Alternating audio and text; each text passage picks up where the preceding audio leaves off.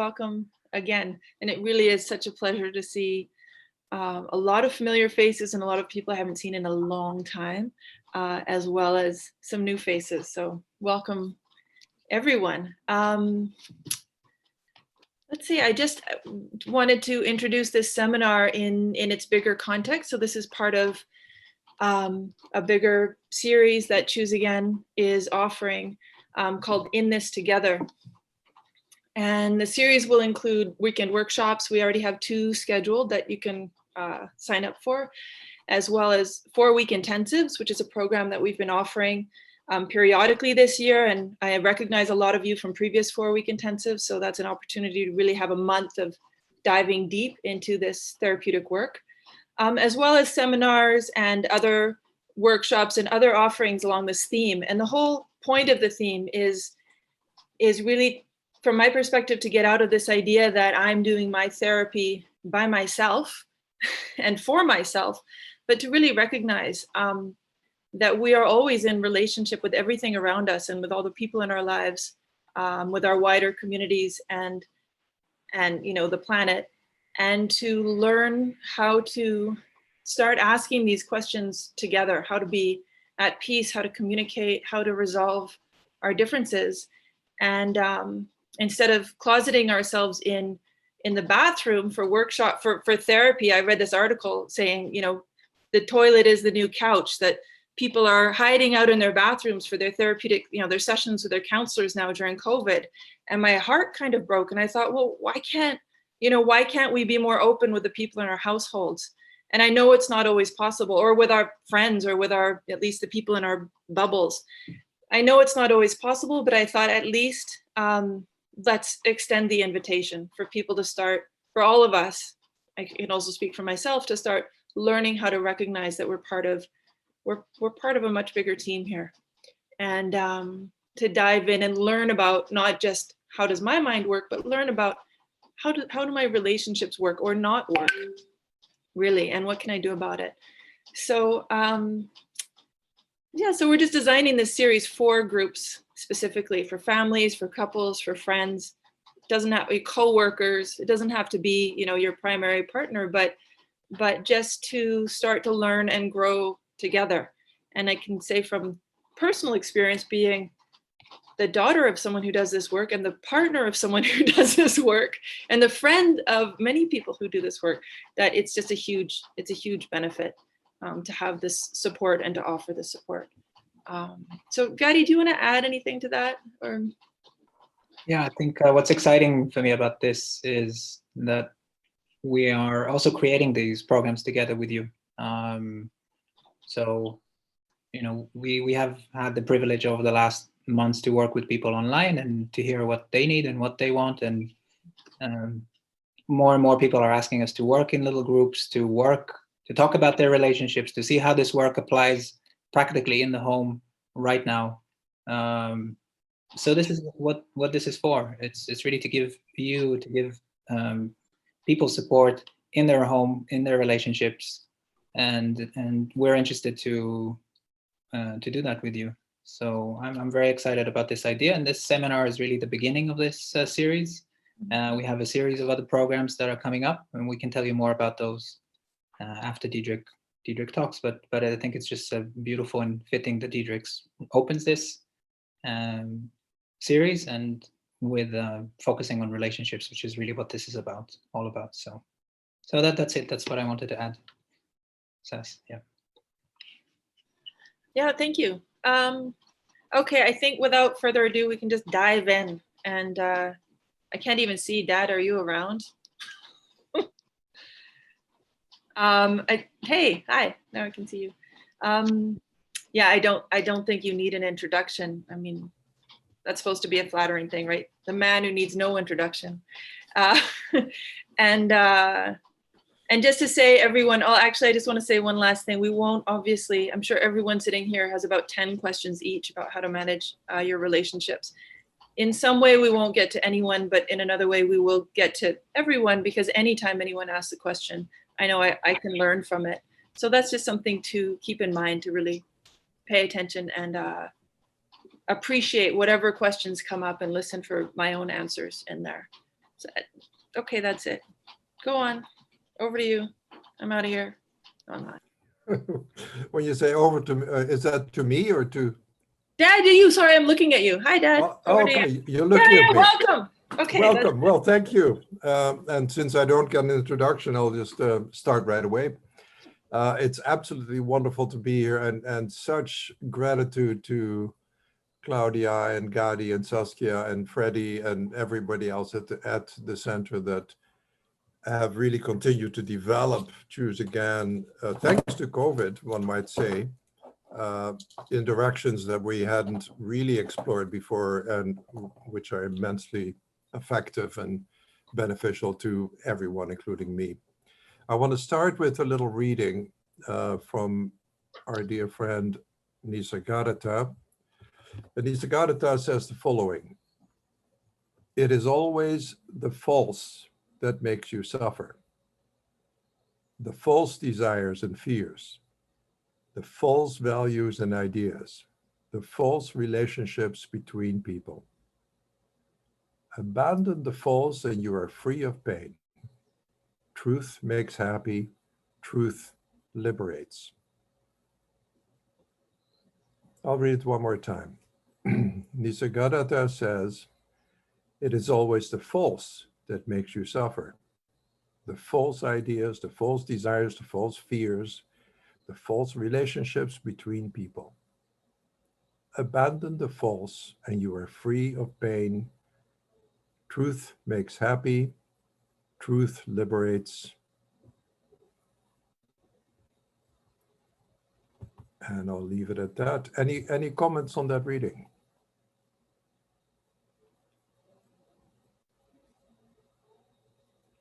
No comment for Gadi or Freddie or any of the staff? A reaction to Nisargadatta? I just want to say I'm putting it in the chat so people can have a look at it. Okay. Over it. Yeah. Perfect. Yeah. So I think we can dive in. I mean, the subject of relationships is really every single workshop I've been part of or participated on or had the privilege to lead over the last 25 years has been about relationships. You can call a workshop whatever you want to call it, but it's always a workshop about relationship. And why is that true? Because every relationship is with the self. And often when I work with couples, and there's a number of people in the audience or in our company today that we've done couple work together. And the first question you'll always hear me ask is, what's the purpose of your relationship? And people always say, well, we love each other. No, you don't. Or people say, well, we have children that we have to raise. That's not a purpose, that's a job.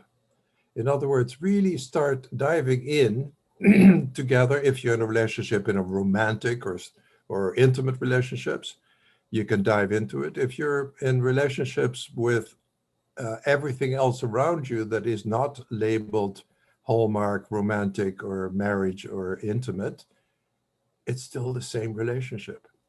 It makes no difference. One could say that an intimate relationship involves a few bodily functions that people enjoy or not. But that's the only difference. So the real purpose of the relationship, I'll tell you right now so you can solve that problem for yourself. The real purpose for every relationship that I'm in is to recognize that A, I'm looking at the self, and B, that I start shifting from the small s self to the capital S self. Who am I seeing? Who am I in relationship with? Now, a normal I've had one or two relationships. I'm 78. So some of those have been challenging, to put it mildly. What does that mean when a relationship is challenging? I'm meeting the self that I don't like.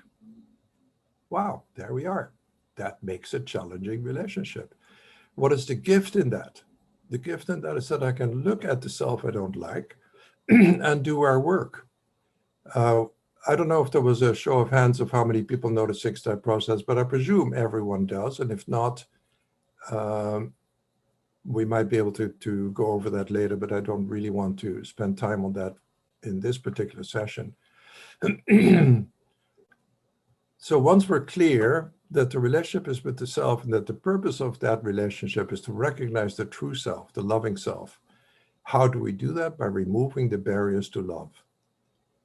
The barriers to love are any opinion, any judgment, any thought I value, which defines me. Once I've defined the self, I've taken it out of the oneness, I put it in a little box I call Deepening, and now I'm going to search for another little box called somebody else that I like. And I call that a relationship. I call that love. But it's got nothing to do with it. What people generally call a successful relationship is a relationship in which my ego demands have been met. And if both parties have a relationship together where their ego demands have been met, they can go on for quite a while. But you know, we all know what happens with the ego. If you do things exactly the way I want them done, sooner or later, my ego is going to move the goalposts. Why? Because ultimately, in the special relationship, I want to be right about the self I made up. Not only that, but I want to blame you for it. And that's how it normally plays out. And that's why divorce lawyers have a very busy job and make a shitload of money. We could decide, I don't know how many people are in this room, maybe 80 or so, we could decide to put divorce lawyers out of business. And it's not that hard. It really isn't. If you don't want to be with your partner, you do not need to go through a huge battle. You need to sit down and say, what am I believing about me? Many, many years ago, before I started doing this work, this must have been in 86 or 87, I heard an incredible line, and it was, don't leave a relationship till it's working. That's a ridiculous statement. Don't leave a relationship till it's working. What does that mean? That means to me right now that I will not leave a relationship as long as I'm triggered, as long as I'm still emotionally affected by the person I'm in a relationship with, whether it's a job relationship or a person or something else. As long as I'm triggered, as long as I'm upset, I'm going to continue doing my processing because the upset has nothing to do with my partner. The upset has to do with me. And all of you that know our process recognize immediately that I'm talking about step 2. This is what it's about. This is about me. Never look at your partner as the cause for your happiness or unhappiness. The other one, which I call relationship hell, never hold yourself responsible for how your partner feels. And that's an incredibly difficult one that I still on a daily basis struggle with. Whenever my partner is not gloriously happy, clearly it's my fault, says my ego. And to learn that it has absolutely nothing to do with me is where my freedom lies. Now, it may be that I did or said something that triggered a state of unhappiness in my partner. That could well be. Then I'd still take it back to me. I still take to step 2 and I still say, okay, I did that for a purpose. What was the purpose? To be rejected. Wow, is that familiar? How many people in this group of 80 or 100 people can look at themselves and say, how many times have I done or said something in the secret hope, without even being aware of it, to be rejected? How often has that played out in my life? Now, my life, it plays out all the time, or it used to. I used to do whatever I could to sabotage whatever love people were trying to offer to me. What was my purpose for being on the planet? To learn to surrender to that love, to learn to surrender to the love that I am. And when I'm in the process of doing that, I automatically have no desire other than to see you. And who are you? You are love. You're not a set of ideas or talents that I can use for my happiness. Be careful, be aware of how abusive a relationship can be, not in physical, not emotional, not sexually, not physically, but how the purpose of the relationship can be abusive. I've worked a lot with young couples who were thinking of having children. And then, of course, you know what my question is going to be, what's the purpose of having children? The answer is almost always, I want someone to love me unconditionally. Child abuse. That's what that is. I've now set my child up to perform a function that only I can fulfill. No one can fall in love with me. I have to fall in love with the self. I have to know who I am. I have to remove the barriers to recognizing who I am. And in doing so, I see you. And sometimes when I see you, it gives you permission to see you as well. But I'm not attached to that. Any comments on what I've just said? Any reactions? They're all deaf mute today.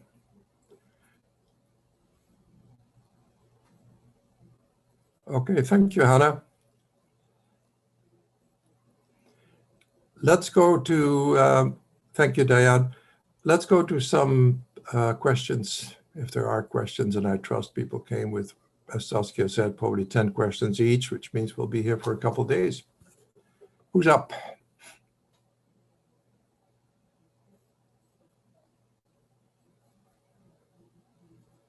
Hannah's hand is up. Hannah? Hi, Diedrich. Hi, everybody. I have a question. Thank you so much for doing this, and thank you everyone on Choose Again for putting this together. And it's again, thank you. Diedrich, I just went through this. I have a pattern that's been showing up for decades, and I came and played it out at Choose Again, and I came and played it out in many different spiritual communities that I've been in, and where I go in, and I'm in a community, and then I get into a relationship, and then I blame the community and I blame the relationship, and then I leave. And it's like this ripping and tearing every single time that this happens. And I'm kind of at this turning point where this time it's like watching this happen over and over and over again. Mm-hmm. And how once the pattern is recognized, once I recognize that it's me, and going through the 6-step process, it's still really challenging for me to change that pattern and to change that behavior, even though it's so clear. It's there's nothing else that it could be besides me. Mm-hmm. So what do you got to be right about in this pattern? I get to be right that I'm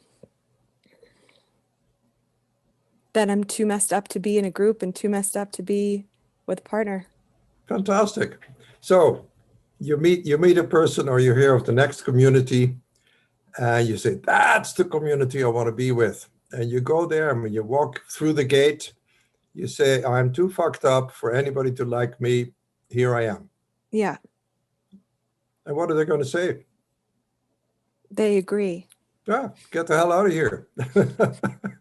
So how about if you walk into a situation, relationship, or community, and say, my name is Hannah, I'm incredibly fucked up, and I'm here to heal that.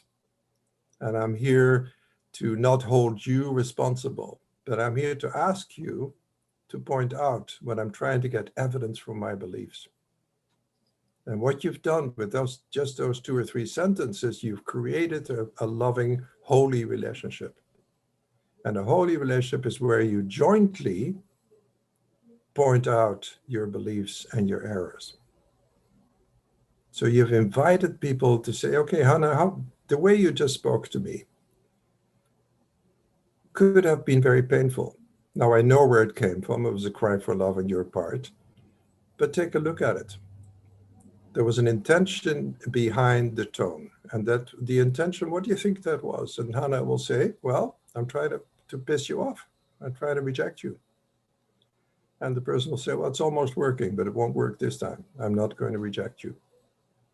And then what happens to Hannah if you're not rejected? Well, that's exactly what happened. And then my fucked upness got more and more and more and more until it broke. Right. You're very fortunate that you could up the ante over and over without getting kicked out. Yeah. And that's the key. So if you're in a relationship, if you're in what we call a romantic relationship or an intimate relationship, and your partner or you is in the habit of upping the ante, stop. Say, I don't want to do this anymore. I'm so tired of being alone. Because that's what the end result is. You and I end up alone. And who deserves to be alone? The worst of the worst. That's who you and I are. Thank God that is not true. We made it up. It is not true, Hannah. Let it go. So don't be afraid of the now. Sometimes I hear people, I'm not going into a relationship again. I don't want to get hurt. You've never been hurt. Nobody's ever been hurt. Stuff we make up. I make up that I'm hurt in order to either blame you or blame myself or get sympathy or whatever nonsense I can come up with. Nobody has ever been hurt. Cool enough? Yeah. Thank you so much. Okay. Next person.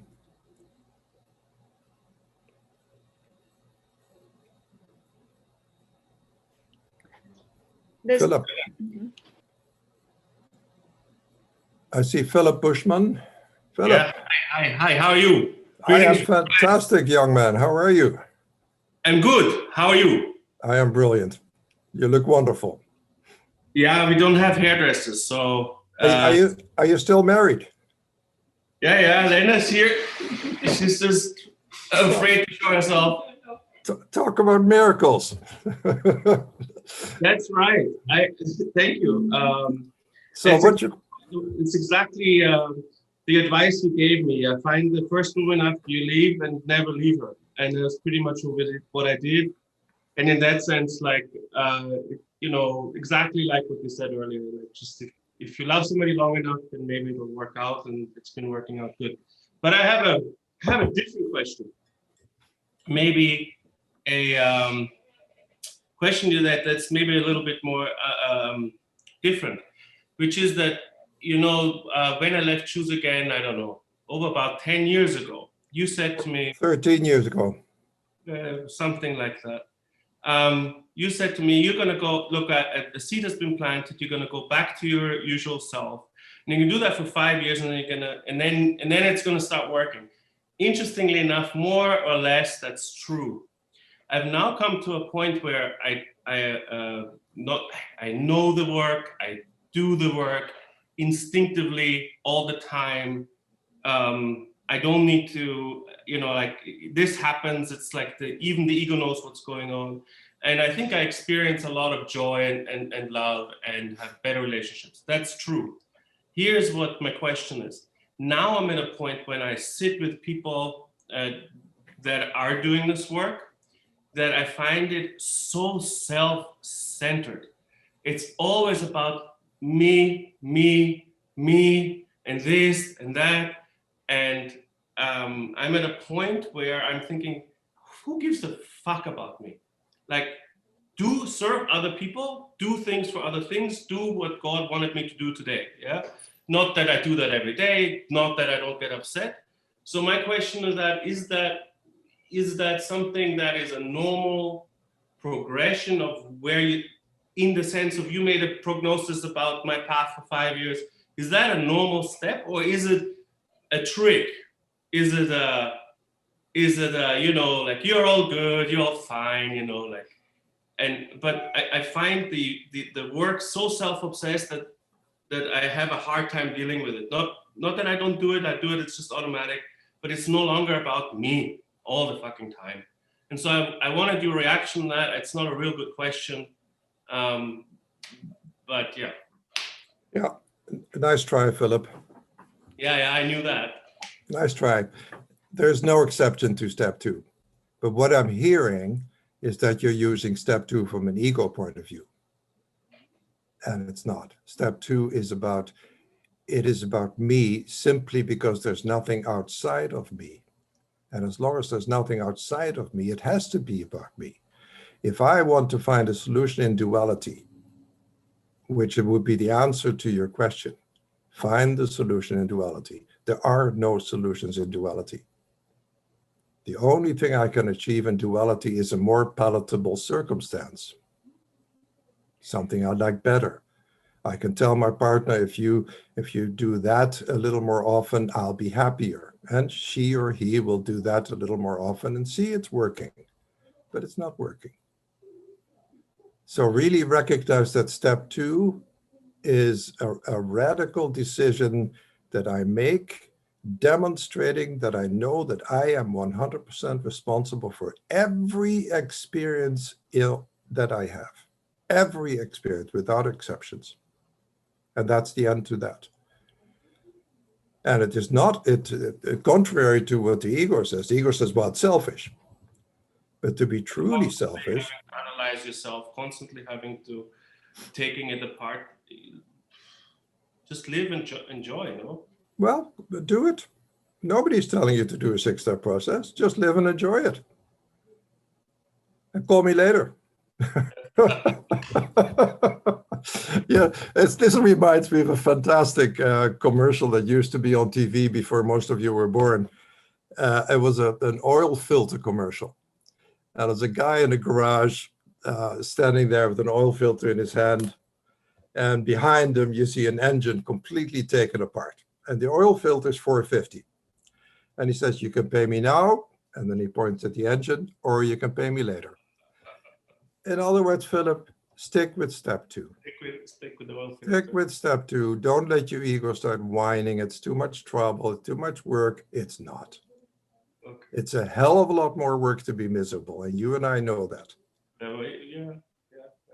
Cool. So what I love about your question is that it's yet another clever way for the ego to sabotage your true happiness.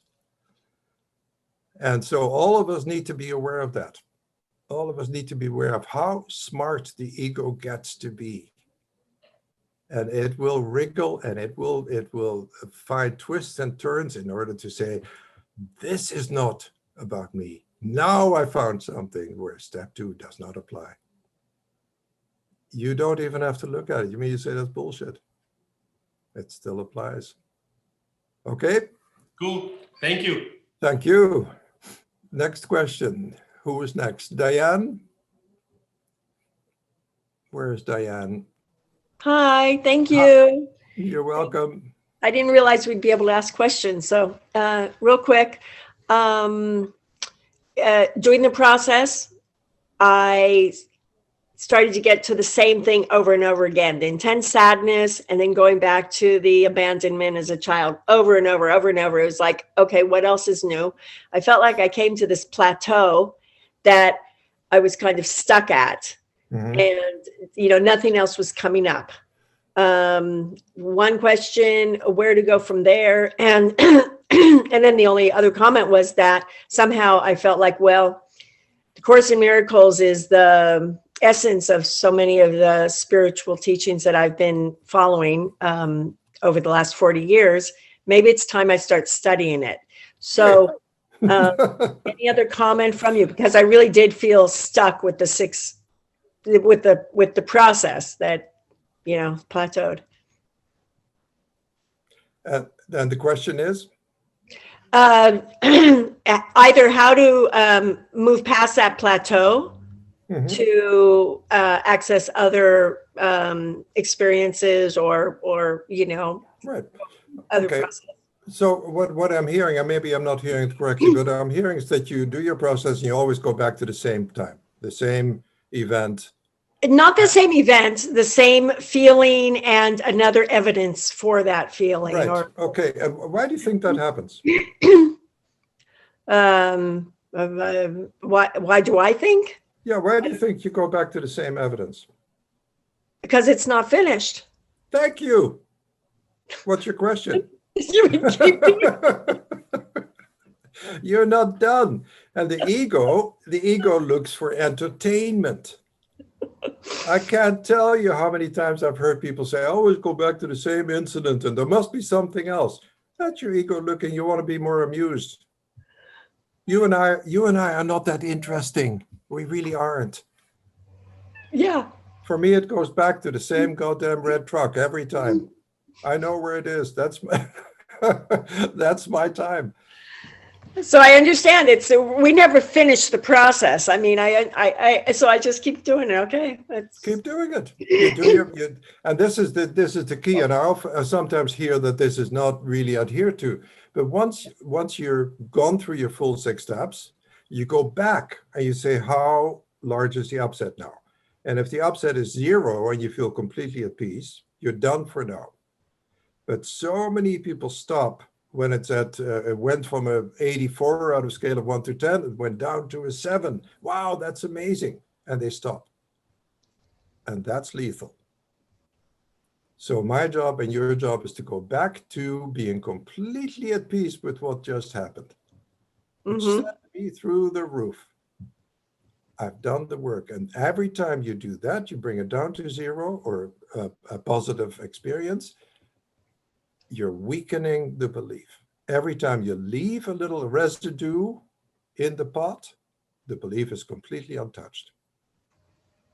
Excellent. So, to my mind, that is really key to this work, is to go over and over till at that moment 0. And you and I know if you do a 6-step process a few times, you can do it probably in 3 seconds.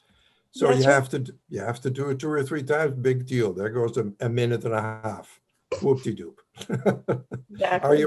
Are you worth the effort, Dan? Definitely. Absolutely. Okay. Thank you. Great you. question. And it comes up a lot. So thank you. Thank you. Kimberly Di Giovanni. Hi. Hi. Well, my question relates to what you were saying about never leaving a relationship until you until it works, or I've heard it said otherwise as until you're at peace. Mm-hmm. And my question is, so once you get to that point where you're at peace or mostly not triggered by, I'm talking specifically about a marriage and specifically about my partner, not triggered by whatever it is most of the time, and then there's nothing, like, then what? Like, Well, you said most of the time, so you've already told me you're not at peace. You know Punja's line, honey with 1 drop of cyanide is not honey.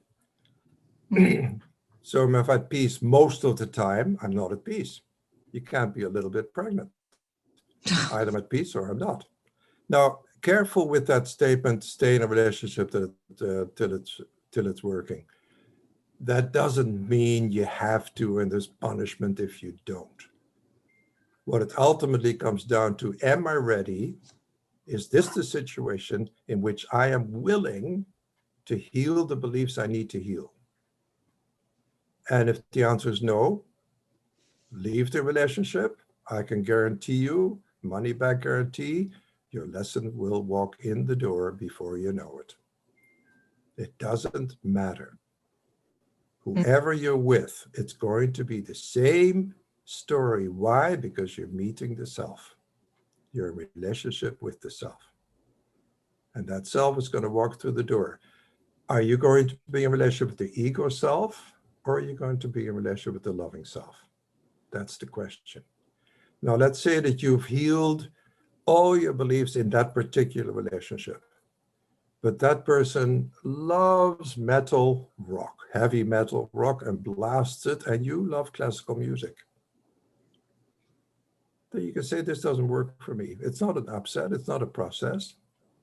It's just I'm moving on. I love you. I will always love you. I know who you are.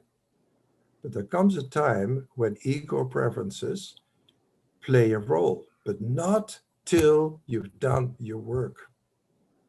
See, the ego hears that and says, great, I can put all my ego preferences on the table. They're going to have to be met. No, not at all. You have to be completely clear of anything you think you need. And once that's clear, all the desires have been released. Then you talk about one or two preferences. I prefer to be in a warm climate. I'm not. Does it matter? Can I never be happy unless I'm in a warm climate? No. Ego preferences are ego preferences. But the truth is what you're in the relationship for. The undoing of the story. The stripping away of the identity. And you know, and I know that anytime I want to get out of a relationship because it is my self-made identity has been threatened. And I will defend that at all costs. I'll leave you in a flash. If you get close to me and my identity is threatened, I'll be gone. And then I open the door, the next person walks in, and my identity is again threatened. So what is it you have to give up? What is it you're so afraid of in your relationship? What is being threatened?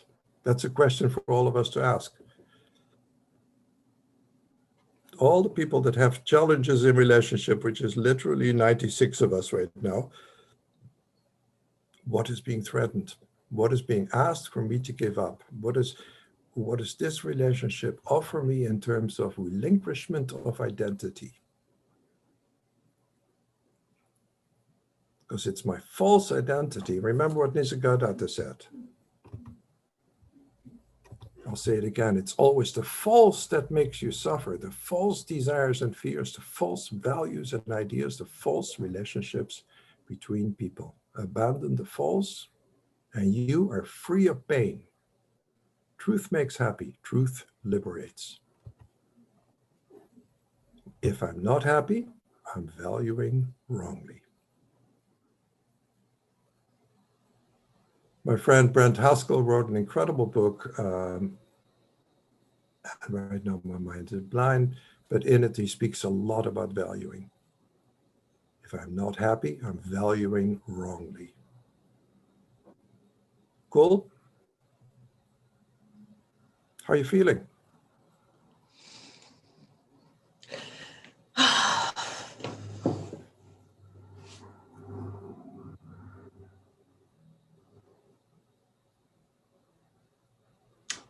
I don't know. Oh, who shall I ask? I don't know I don't know the answer to your question. I don't know what else there is for me to look at. No, how are you feeling? What are you feeling right now? It's not a thought question. Like I thought I knew and maybe I don't. And how does that feel? Confusing. Right. So look, be with that confusion. Don't be afraid of it.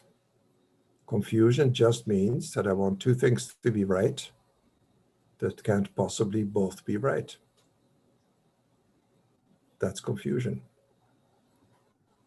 And one of those is true and one of those is not. And the one that's not is speaking loudest. That's the one that's filling you with fear.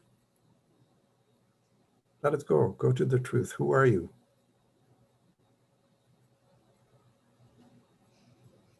The truth of you and I is never confused. The truth of you and I knows.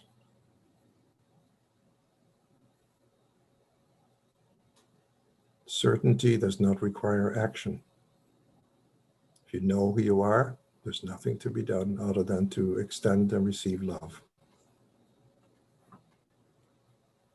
And why are we on this planet? To get there, to keep being on the journey in that direction. Cool? The follow-up is, and what if we're extending love all the time and never find it in the person we're with. Right. I'll throw a Course in Miracles quote at you. It is the relinquishment of all concern with the gift that makes it truly given. Yep. So if I extend love to you, I have already received it. The same instant that I extended love to you, that I saw me. What you do with that is completely irrelevant. You can throw it back in my face and say, you're the worst person I've ever met. I don't want to have anything to do with you. I've already received the love. What you're talking about is giving to get. What you're talking about is extending love or giving love as an investment. I want a return on this investment. I'm always extending more than I'm getting. How many people in this, the 100 of us that are here, have that experience? All the hands fly up. That's because we're barking at the wrong tree. We're not in step 2. I see that. You extend love to whoever is in your life, and you will know how that feels. Remember, often I say when you're depressed, go out in the street and smile at everyone you pass. And guess how you feel at the end of the day? You feel incredible. Why?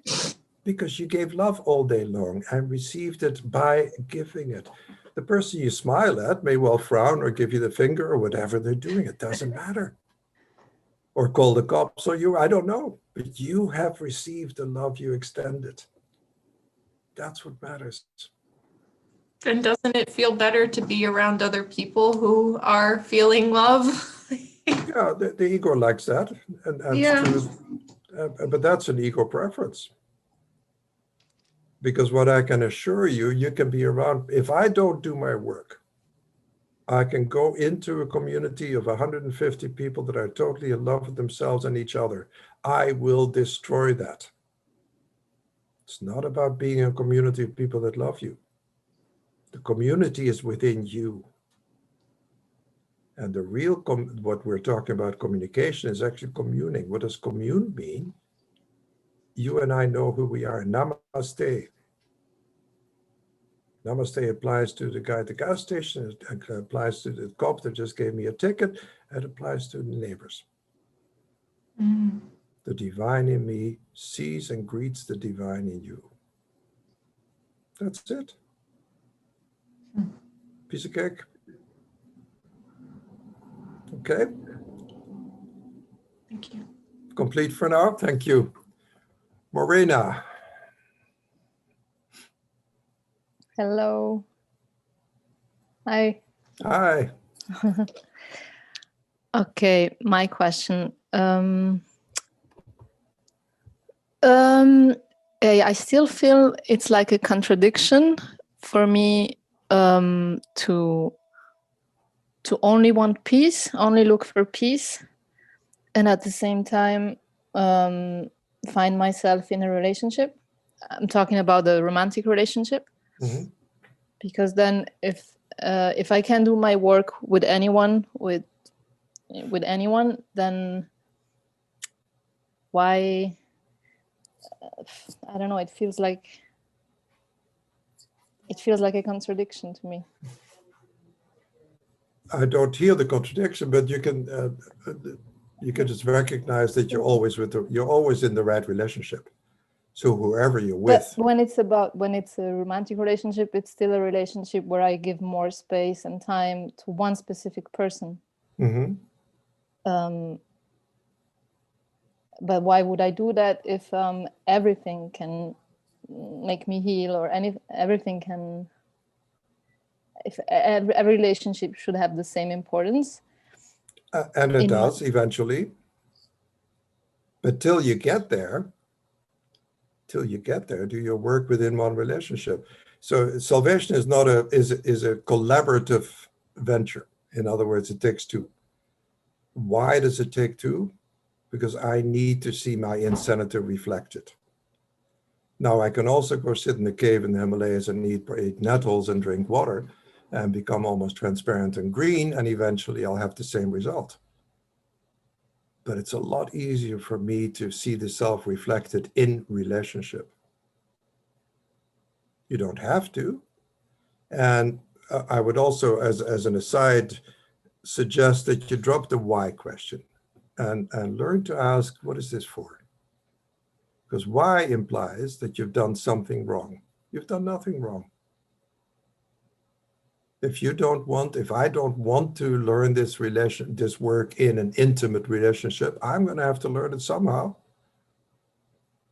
It's just that the intimate relationship is more capable of mirroring my lowest identity level, because I can hide that from everybody else so well.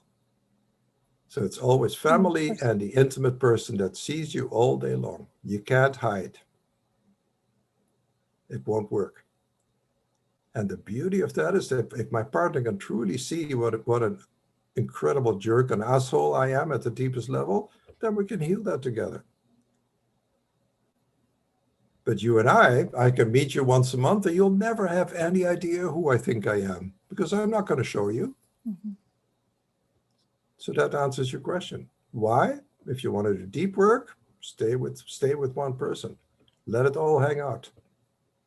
Or take the family workshop and really show up. And when you really show up in a workshop, you give everybody permission. That's incredibly exciting. But I would suggest show up no matter what you do. Don't be afraid of that little self you made up. It's insane. We all know that. I met you. I know you're insane. And so am I. So don't worry about it. You can't do it wrong. If you for a while say, I'm not going to go into a relationship, that's what I did. There came a point where I said, I'm never going into another relationship. It's hell. I hate it. My jealousy was absolutely lethal. The level of jealousy that I experienced was so painful that I said, I'm never going into another relationship unless I can heal that. Well, guess what? You have to heal it. Whatever comes up in a relationship comes up to be healed. That's all.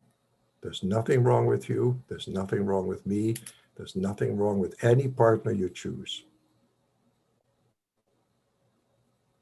It's just a belief. How are you feeling? Yeah, it's like I knew it probably already, but had to hear it again. Mm-hmm. Yeah. So run from this relationship, run to the next. Stay a couple of months, then run to the next. Stay a couple of months, run to the next. Or say, fuck it, I'm doing it now. This is the time I'm going to really get down. This is the time I'm not going to run from the self that I hate. I'm going to look that self straight in the eye and say, I'm not buying it anymore. I'm not believing it anymore. I know who I am. And you stay in that fight, because the ego will fight back. It will come up with all kinds of shit you haven't even thought of yet. It's a clever little beast. Cool. Thank you. Thank you. The next person's last name is interesting. It's called iPad. I don't know who that would be. Judy iPad. Hi. Hi. Hi, Judy. Hi. I went through a 6-step process with you about 9 months ago. Mm-hmm. And with Susan Telford in our little group from Teachers of God. Right. And I've been using this ever since, and it has worked wonders in my life. I have, and what was lifted from me has not ever returned in certain areas. However, it was the one thing that I went through with you. It was about my weight, my mother, the whole story, and all my addictions of amphetamines and alcohol and all of that. And the whole thing was, you gave me a mantra and you said, every time you go to the refrigerator, say my worth is established by God. And I did that. I lost 15 pounds. It worked so well. Okay. Wow. Christmas time came and it was something happened. It was like I was eating a box of chocolates a day. People were bringing it to me. I was buying it. And then it led to all the other crap I ate and put in my body and felt guilty and hated myself and punished myself more. I'm thinking, why would I do this to myself? Do I truly? Why did it come back, first of all?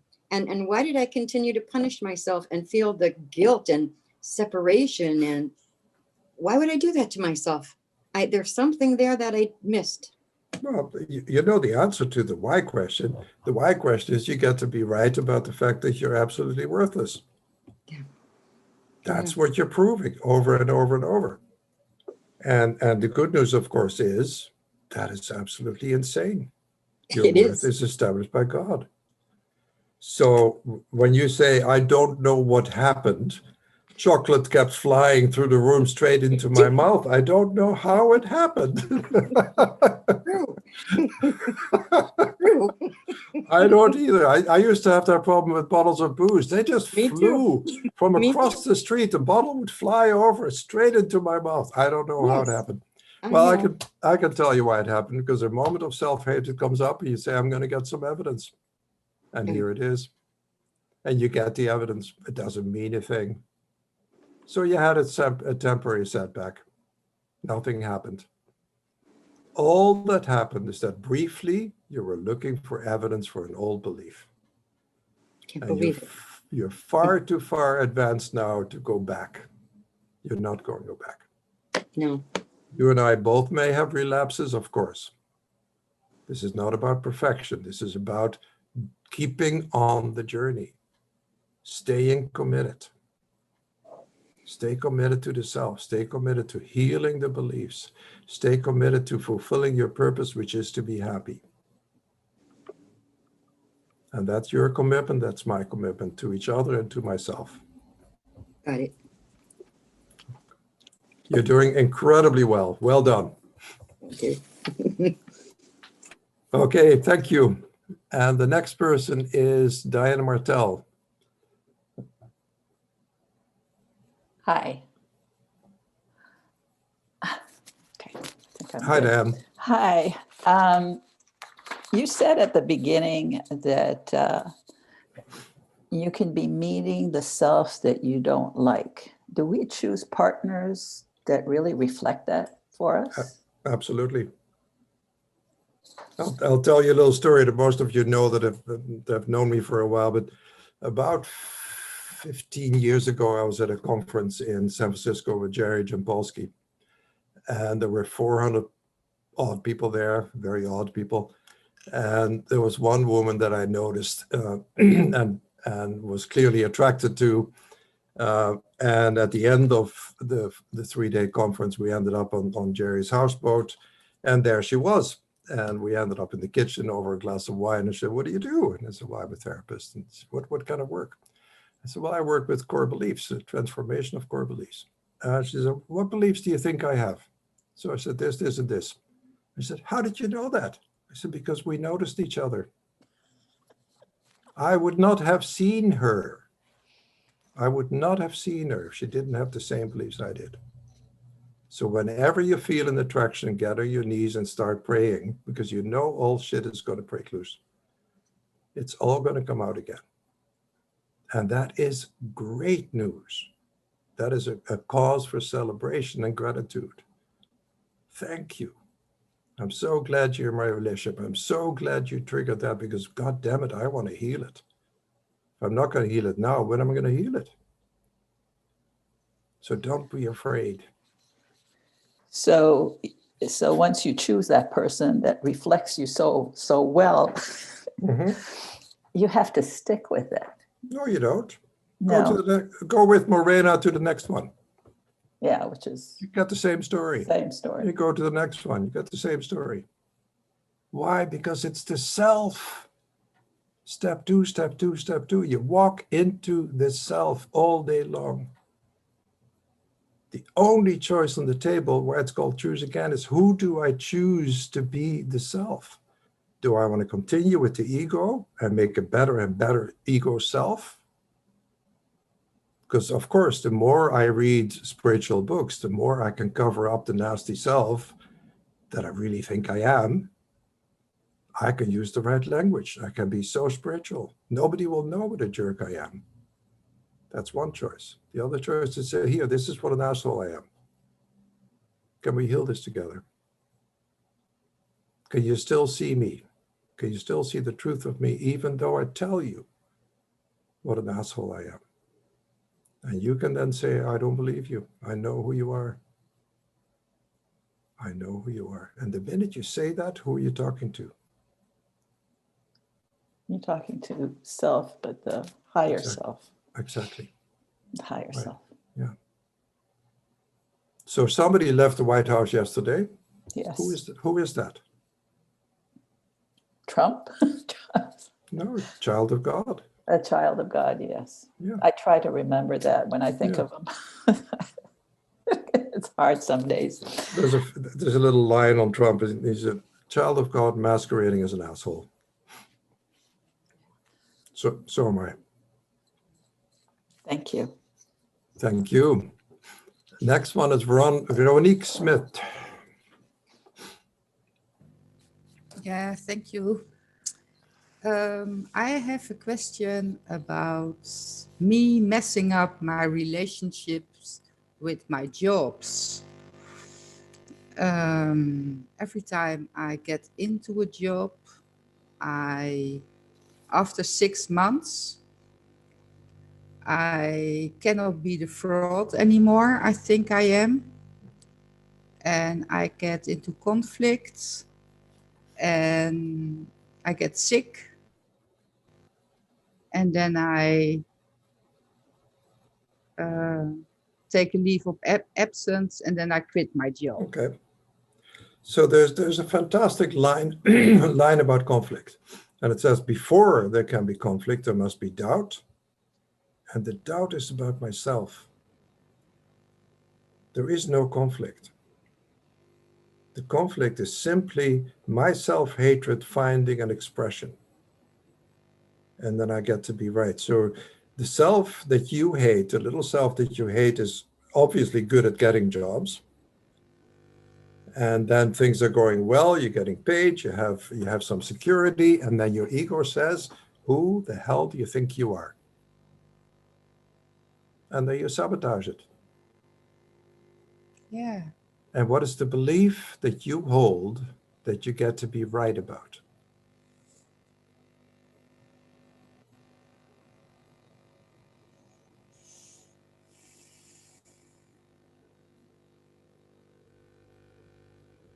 I don't deserve love.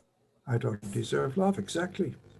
So you walk into your job relationships with a statement, a big billboard that says, I don't deserve love, and I'm going to sabotage this job. I'm glad you hired me. It will take about 6 months for you to see who I am. Yeah. Or, this is what I've always done. I'm not doing it anymore. No. And the first time a trigger comes up in your next job, or if you have a job now, the first time the trigger comes up, you immediately do your work and you forget about the idea that this has anything to do with anybody at work. Yeah, it was coming up now because I'm almost 6 months in the Choose Again and the ACIM studying. And I sense the same is happening. Oh, good. Well. No. So it's just keeping on the journey. Right. As exactly. you said. Yeah. So what you're doing in this process, Veronique, you're raising your comfort level. And as your comfort level raises, you become less and less tolerant for dropping below it. And in other words, you become more motivated to process quicker, more immediately, or it's time to walk again. I get to be right. I don't deserve this. No, I don't want to choose that anymore. Right. So are you taking out the circles in Holland, or I know you're in some of the circles here, but I'm doing the circles here at Costa Rica. okay. Yes. But you know about Patricia and Saskia Tapema? Yes, I know.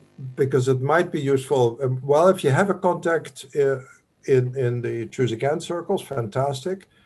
But be in touch with these people. Use them. So you're at work. You have an unlimited membership to circles. You were at work. You had a tough day. There is a circle that evening you can plug into. Yeah, I do that. Do that. I Then do there's- that. Then you'll stay clear. I am every evening in a circle. Fantastic. So And you're about to sabotage that. No? no, no, Okay. no, no, no, no. It's You'll get just through. my doubts. That's Right. And what is the doubt saying? it's not for me. I start to realize that I'm getting happy. Oh, God. And Careful with that. yeah, Yeah, no, that's not good.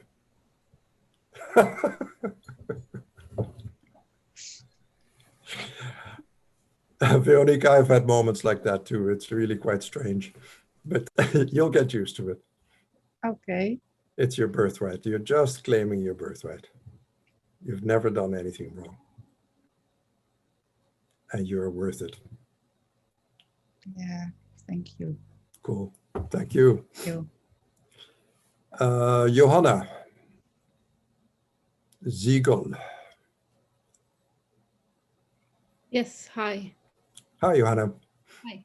I have a question on something you said before. You kind of posed it as an open question, and I would really hear your answer again. I think I need a bit more explanation on this. You asked before, what's the purpose of having kids? Mhm. And I do have kids. I have two. And I always knew I wanted kids. It was just clear very early. I love them. They're the best thing that ever happened to me, but somehow I don't have a clear answer to this question. I don't know if I need one, but I found it really intriguing that you talked about it, and I would like to understand better what you had to say on it. Well, the reason I phrase it like that, because everything has a purpose. Everything has a purpose. And if I think I can make decisions or be in this world without a purpose, then I'll be sorely mistaken. But if I don't recognize my purpose and live in integrity with that purpose, then another purpose takes over.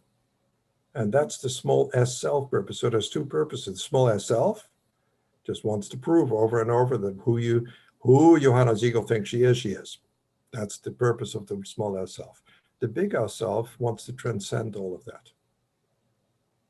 And the reason that I mentioned that within the question of having kids or not having kids, well, you already, how many children do you have?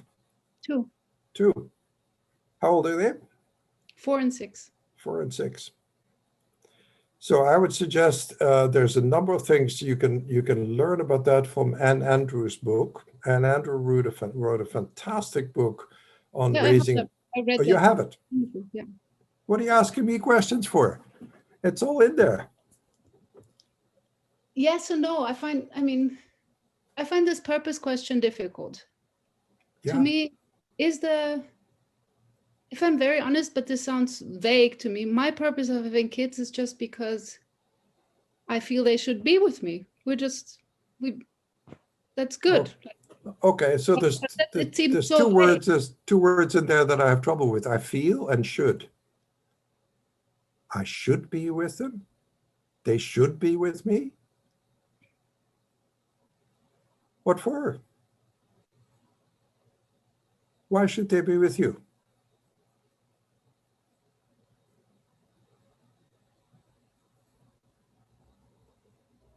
Very simply put, because we're having a good time. Fantastic. Stay with it. Then you're fulfilling your purpose. If you're happy and your kids are happy, you're fulfilling your purpose. That's all. That is your purpose. To give and receive love. To know the self under all circumstances. To know who your kids are. It is not your kids' job to make you happy. Any more than they can make you unhappy. They can. Sorry? They can, of course. They wouldn't be kids if they can't at times. They cannot make you happy. That's child abuse. No, I mean, they can make me unhappy at times, but I mean, I guess. No, they can't. They can't. Only you can do that. Now you know. You walked into this yourself. Now you know the purpose for having kids is to recognize that they have no effect on you. They are simply love. They cannot make you happy by doing a good drawing or doing the dishes as a surprise for you. They cannot make you happy. Only you can do that by recognizing the self. Once you recognize the self, you start teaching your kids that. Now you have the purpose for the kids completely clearly outlined. It's to teach that you're learning who the self is. Who is the I? Who is the I that's in this relationship? Who is the I that's a mother or a father? Yeah. That I is either the ego that needs my kid to make me happy, or that I is the capital S self that's here to give and receive love. Yeah. Cool? Cool, thank you. Well done, Joanna, thank you. Carol is next. Oh no, first, sorry, Grace, because Grace doesn't know how to raise the blue hand, so I'm calling on Grace. But Can you hear me? I can hear you, but I can't see you. Can you hear me? Can you see me now? I can see you now. Hi, Grace. Hi. Aha. I don't know if we're all adults here, so because my question is about sexuality. About what? I hope my question is about sexuality. My English is not good. Okay, English no, so far I understand you. Okay, so I hope there is no child in the room. What, children don't know about sexuality? Children know more about sexuality than you will ever know. Go ahead. Okay.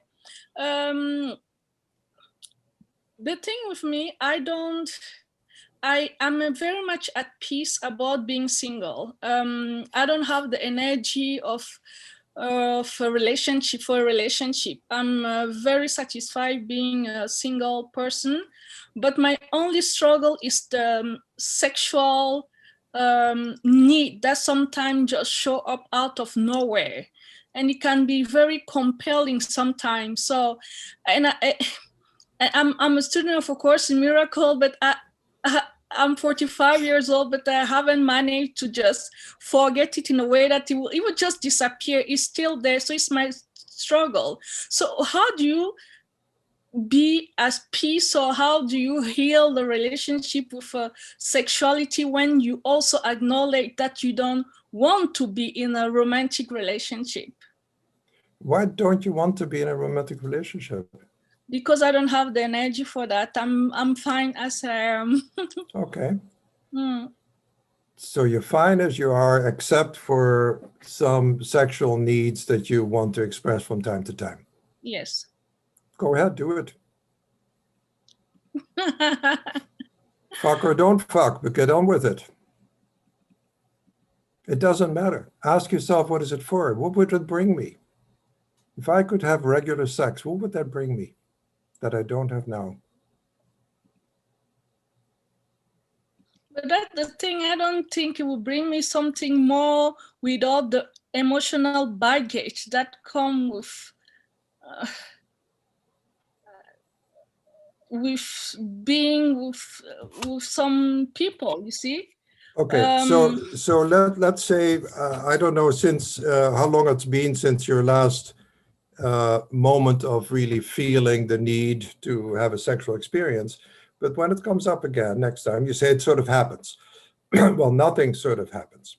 I choose absolutely everything. So I've chosen a sudden desire to have sex. Now, as a developed and healed mind, you're going to ask, what is this for? What is this for? What would it bring me? And please don't throw at me. I don't feel it bring me something. That's the thing.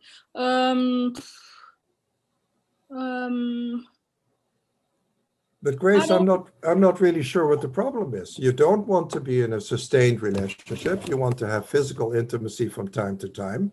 You're doing that. You're perfectly happy being alone. What's the problem?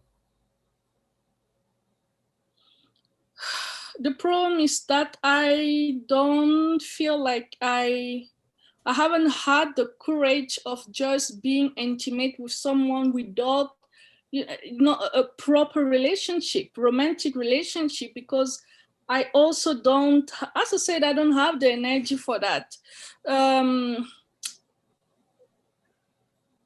So I guess I'm just wondering how I come to peace, or I deal with the fact that I want to, I am perfectly fine being single, but having a physical body that sometimes reacts with sexual needs. Mm-hmm. Yeah. And you got it. You got it. So, but when you keep saying, I don't have the energy, what don't you have energy for? The energy of, I guess I've been working a lot with myself.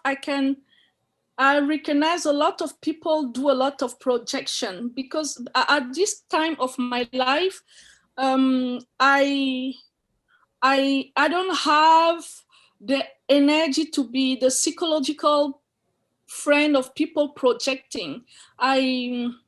And there is a lot of projection in relationship when people are not aware of that. Absolutely, absolutely. But that's the beauty. But Grace, that's the beauty of the relationship. If there wasn't, I really don't have the energy for that insanity, really. But the insanity, sweetheart, the insanity is in your mind. There is no insanity in the relationship. It's in your mind. And when you keep saying, I don't have the energy, what you're really saying, I'm not worth it. I'm not going to heal this belief. I'm perfectly happy staying alone. Stay alone, have casual sex, and you have another 40 years of a wonderful life. But I don't believe you, because you wouldn't be asking these questions. So there's something you're scared shitless of. And I have a hunch. Question, what do you hear? I'm hearing that you're afraid that somebody can actually see who you think you are. I'm hearing that you want to stay in hiding, which is perfectly fine. There's no judgment on it. But sooner or later, if I want to be free, I have to show you all the darkest spots of my mind. And then you can look at those with love and say, I know who you are. Those are just inventions you made. And you can do that for yourself. And it's easier in relationship, because with yourself, you can fool yourself. The ego can get clever. But in relationship, it will all come out. Don't be afraid. What's the worst that can happen? Okay, where do you live? In Norway. In Norway. Well, you're going to meet a nice, tall, blonde Norwegian, and he's asking you for coffee. Projection? No, I'm just following Trump's line. And he asks you for coffee, and he says, you know, I'm really attracted to you. What do you think? Shall we maybe have dinner next week? And you say, yeah, okay. And that's what happens next. What happens next, if you want to have a healing relationship, I don't mean you have to go to bed with this guy or woman. You don't have to start living with this person. But you say, okay, you know what? I hate myself. I prefer to be alone. You're not worth my trouble. I don't have the energy for you. And now you're being honest. But you get to be right about a belief you're holding about grace. And that's lethal. So I don't want to defend my beliefs. I want the beliefs to be out on the table. I want people to look at it with me and say, my brother, what you're believing is not true. And there's a huge fear in you. And that fear is triggered when somebody is close. And fear is the opposite of love. If there were an opposite. It's false evidence appearing real. So whatever you're believing about grace is not true. Don't be afraid of relationship. You have tons of energy. The only purpose for energy is to be in relationship and heal. That's what the energy is for. It's not for making money or having a job or whatever. It's for letting in love, for clearing the way, for removing the barriers. That's where my energy has to go. Cool? No. No. Well, take the workshop and let me know how it goes. I would love to follow what you're going to do with this. Thank you. Because Bye. obviously, bye. Carol. Hi, Deirdre. Hi, Carol. How are you? Great, thank you. It's so uplifting to hear you. It's such a blessing. Thank you. And my question is about migraines. I get them, and now I'm at the point when I get one, I try to be present with it, and just wondering what your insight might be on. I'm sure after all these years, you might have spoken to someone or dealt with sitting in the pain and allowing it. Like exploring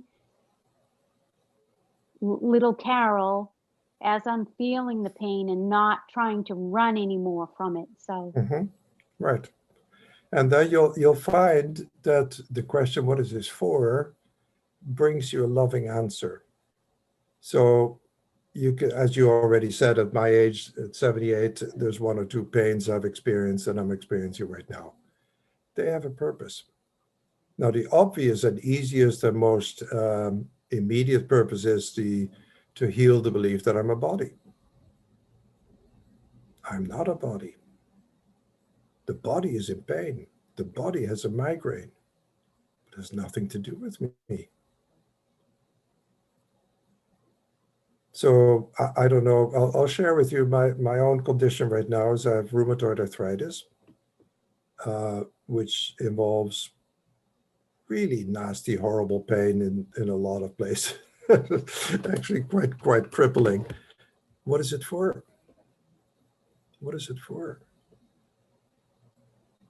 Well, in this case, for my experience, the purpose has been to completely strip me of all identity. Like now, if I want to work a couple of hours the way I'm doing today, I'm going to be out for 2 days at least. There's a price that my body demands for any time I put any energy out. Doesn't matter. I still have the same purpose. The body is in pain. And the body's in a lot of pain. Yeah, but it's not a body. And with migraines and with this condition, and I'm sure there's conditions in the room that we all share that are crippling. But the question is still the same. What is this for? Look at it with love. Or you and I go, poor me. Why did this happen to me? I remember my best friend in Holland died of Parkinson's. And I was sitting with him a few months before he died. We're having lunch together, and he was really in bad shape at that point. And he said something heartbreaking. He said, I never thought it would end like this. And that thought has entered to me in my mind as well. But that's the ego. It's ending exactly as it's supposed to end. It's giving me one more, or probably a dozen more lessons to learn before I pack it in. Same with you. What is the migraine for? What's my judgment of myself in the migraine? Look at it with love. Look at it with forgiveness. Look at it with recognition of who the I is that is in pain. It's not you. It's not me. It's the body. And whether I grasp at the deepest level what the Course teaches, I am not a body, I am free, I am as God created me, or whether I think it's an interesting idea and I can use it right now, it doesn't matter. It works. I'm not a body, I am free. Boy, that body is kicking up a ruckus, isn't it? It's a royal pain in the ass. yes. Does that answer your question a little bit? Yes, it's beautiful. Yeah, thank you. Thank you. Bye-bye. Monsieur Gansen. Frank.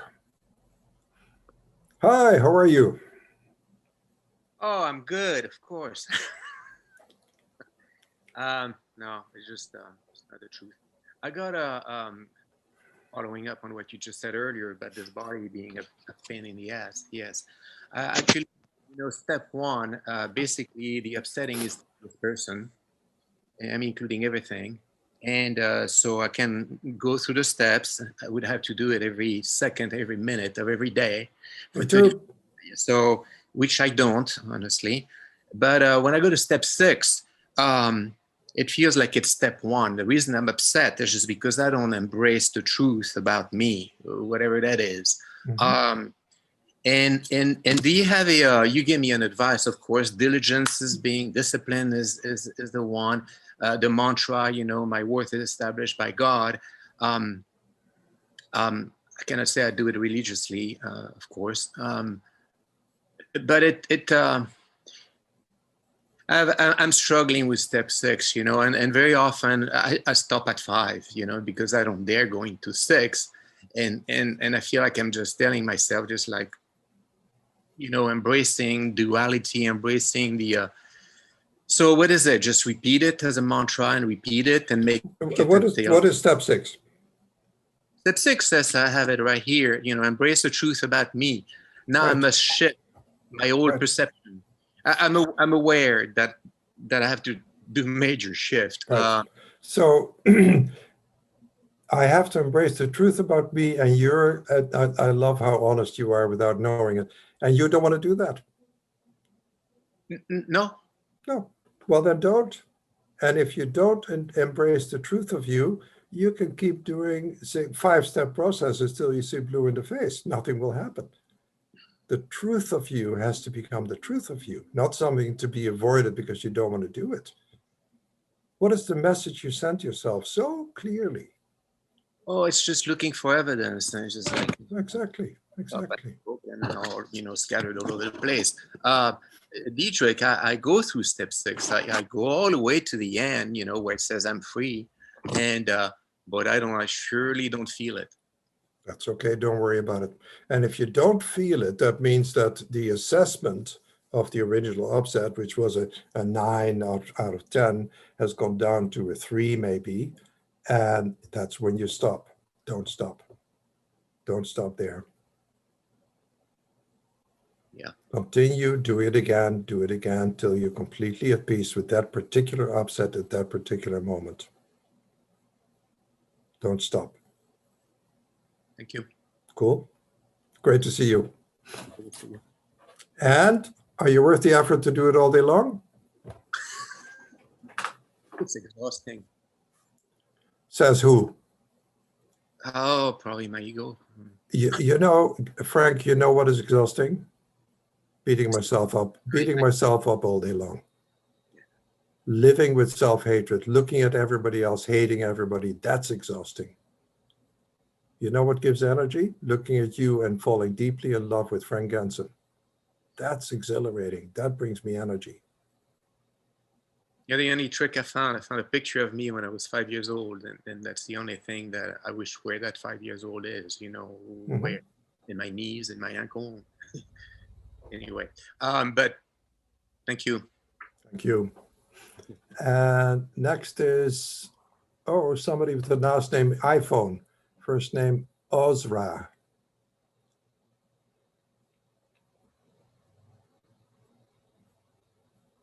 I can't hear you. Unmute yourself.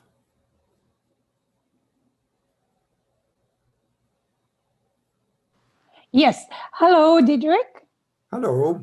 I am very new to this process, and I'm finding myself to experience something very interesting, like when I'm observing what's happening in myself when I'm in conversation with my colleagues or my 31-year-old son about anything, that my ego jumps to like almost screaming at me, saying and judging and righteousness, everything comes out at once. So actually, I'm asking myself, how can I sort it out? And I cannot deal with this at once. So I probably should do it piece by piece, one by one, but it comes so much at once at me that I cannot handle it. Right, and that's a brilliant question, and one that I've come across, and it's such a good question because there's fantastic healing in that. What the ego is telling you, oh, this is overwhelming. Look how huge it is. And what I'm going to say to you, Azra, is to just take a tiny upset, the first small upset. When you started talking and you had not unmuted the unmute button, how did that feel? I am still shaking. Right, exactly. There's your process. You immediately process that. Stay with one little upset. You focus on one little upset, heal that. And you'll find that every upset goes to the same same idea about who you think you are. So every time you weaken that identity. And every time you weaken that false identity, remember what Nisargadatta was talking about, that's the false identity, you strengthen the truth of you. That I do see. Okay. That I do see already. And I keep going back to the same thing. It's not bothering yet, but I keep still seeing the same stuff coming up. Only I just don't understand one thing. When do I do the process? Like the moment that I see that upset, or can I put it aside and come back to it? How should I do it? It depends with words. You'll never hear me use the word should. So you're going to do it. You're going to do it in a way that's most effective for you. I would suggest immediate process. Now, when you're new to this work, that's not realistic because it takes you a little while to do a process. Yes. But you have probably practiced something where you developed a skill. And in the beginning, it took a while to develop that skill. Now, do you drive a car? No. Have you ever driven a car? Yes. Right. So when you make a left-hand turn, do you have to go to the manual of the car to figure out how that works, or you just make a left-hand turn? I have to stop and think about it. Right. That's interesting. You have to stop the car and think about how to make a turn. No, I mean, I need a little moment to kind of take a step back and to focus on particular stuff. Okay, so I'm glad you're not driving. So let's keep you out of the car. I know. That's why I don't have a driver's license. But let's go back to daily life. Yeah. And you heard the other person earlier, and I can't remember the name, but somebody suggested had something really similar. As soon as there's a trigger, as soon as there's a tiny ripple, you immediately stop. And you say, now I'm believing something about me that's not true. What is it? Oh, it's the same thing again. Done. The ripple is gone. But that's the discipline I talk about. It's immediate correction.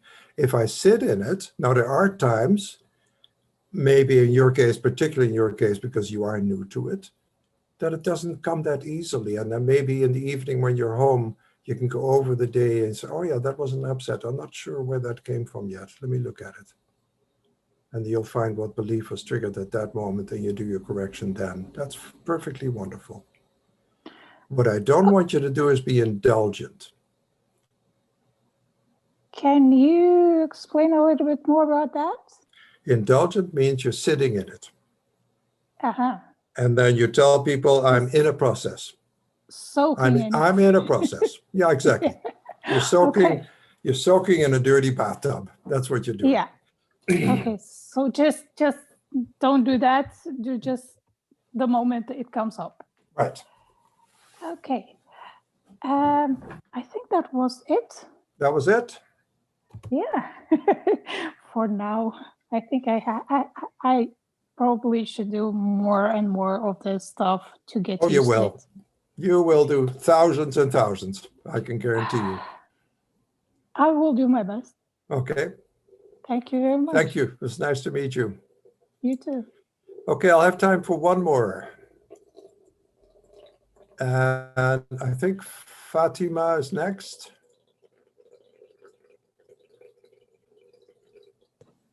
Hi, Diederik. Hi, how are you? Good. How are you? I am great. So, God, you keep pinning me, and I it's kind of freaking me out. It's freaking me out. What's happening? What's freaking you out? Because I can just see my face and your face, and I'm getting nervous. Okay, so step 2, this is about you. What is the nervousness? Nervousness is also what I'm going to ask. Let's do the first one first. The nervousness says, what about you? That you could see me. And what will I see? Shit. Exactly. Is that true? Is that what I'm seeing? No, that's what you're seeing. And you're afraid that I will see what you see. It's not going to happen. I see who you are. I know who you are. I think I saw you maybe an hour ago lighting a cigarette. Did I see that? Absolutely. Right. What was the message you gave yourself with that cigarette? I love smoking. Yeah. And what does it say about you that you smoke? Oh, I just smoke. Every time you light up a cigarette, you give yourself a message. What is that? I hate myself. That's in every little cigarette. That's an incredible bonus, isn't it? In every cigarette, you get that free message. You are a piece of shit. Light up again. And then you're afraid that I will see that? You're showing it to me. I know it's not true. It's not who you are. How are you feeling? You're pissed off at me, obviously. A little, of course. That's my job. Yes. I'm just feeling nervous right now because I got called out on cigarettes at this moment. And then even the question, I feel the question, when you said, when you were in your friend's boathouse and the woman that you were attracted to, you said that, of course, that you guys would be attracted to each other, right? And so it took me back to when I was molested, and I watched myself pick people the same way. Yeah. And I feel shitty now. And then I got called out on cigarettes too. So Fatima, look at that with love. Look at that with gentleness and love. And ask yourself, there was a purpose for me to pick these people. There was an ego purpose. What was the ego purpose? I want to get laid. Huh? I want to get laid. Literally, get like laid. I picked them like that. Not like I'm gonna go pick you and I'm gonna have a relationship with you. No, I'm gonna pick you because I want to get laid. Right. And after that, how did you feel? Like shit, of course. Exactly. So that was the purpose. So your ego says the purpose was to get laid. But it Well, felt very few people. predatorial. Sorry? It feels predatorial, like you know how molesters pick. Right. Right. It felt predatorial. Yeah. But make no mistake, you're the predator to the self. You're the predator to the self. I've worked with women and men who've been sexually abused and whose abuse continued with different partners over and over. Why? Because they got to be right. And when you pick a sexual partner just to feel like shit again, you get to be right. But whatever you get to be right about is not true. You are love. You're nothing but love. And there's nothing you can do to change it. You can chain smoke. I smoked 3 packs a day. That was a measure of my self-hatred.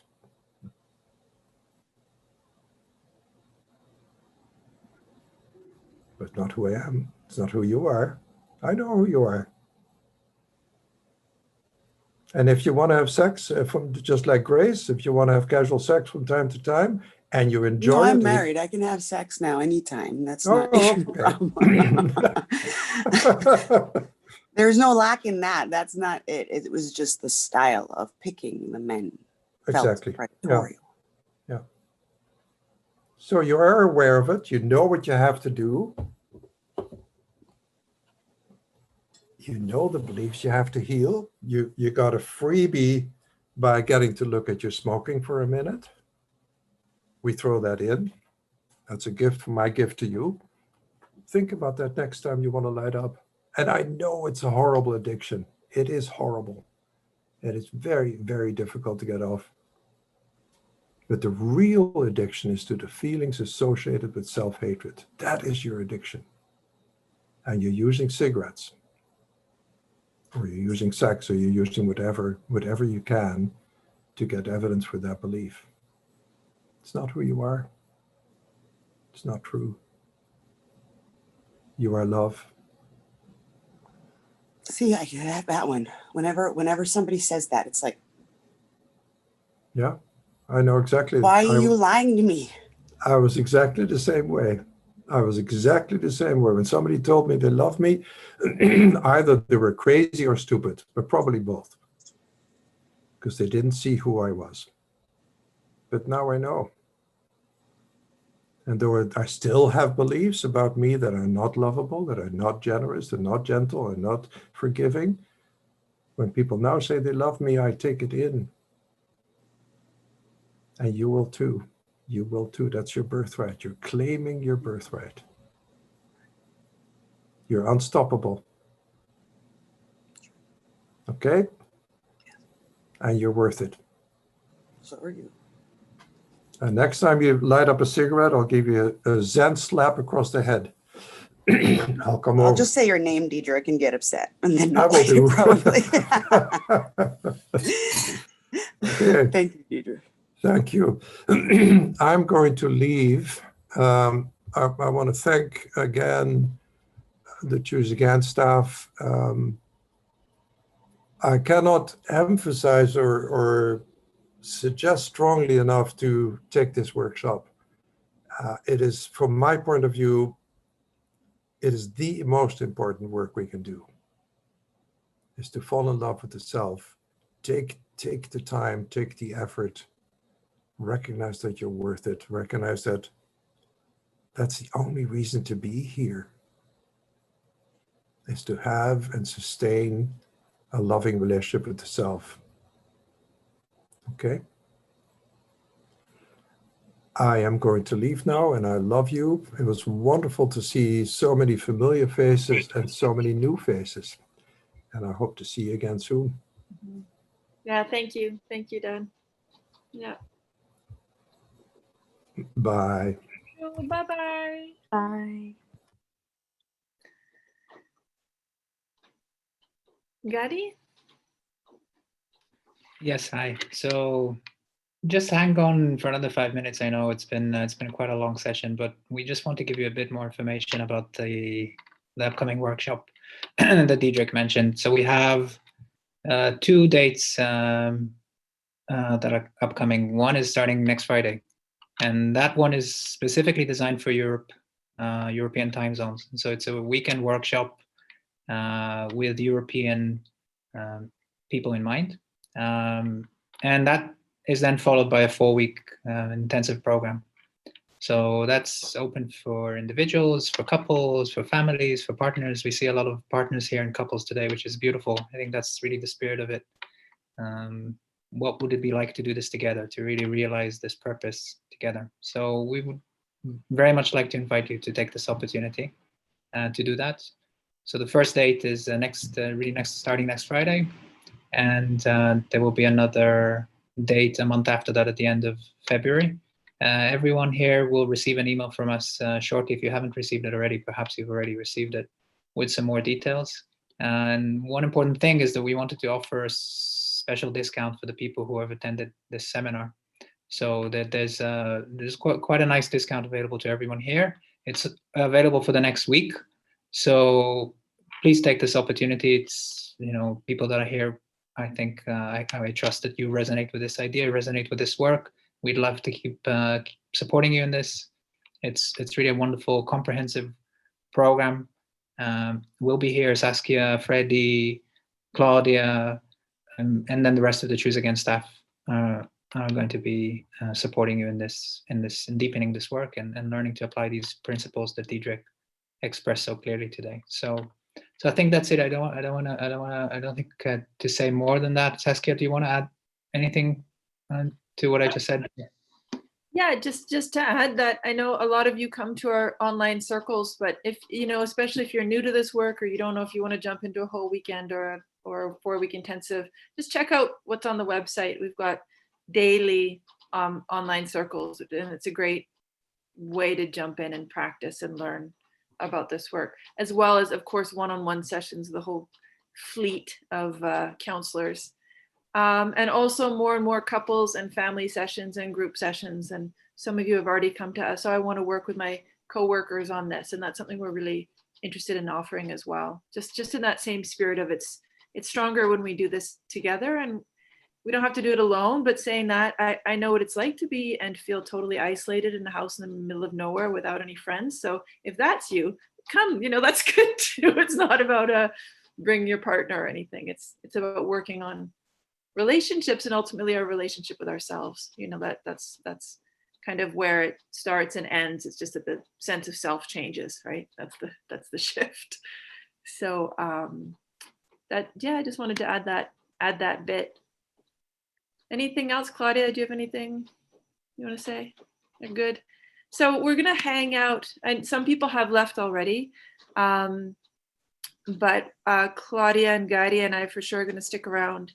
If you have any questions about any of these programs, we're really happy to answer your questions.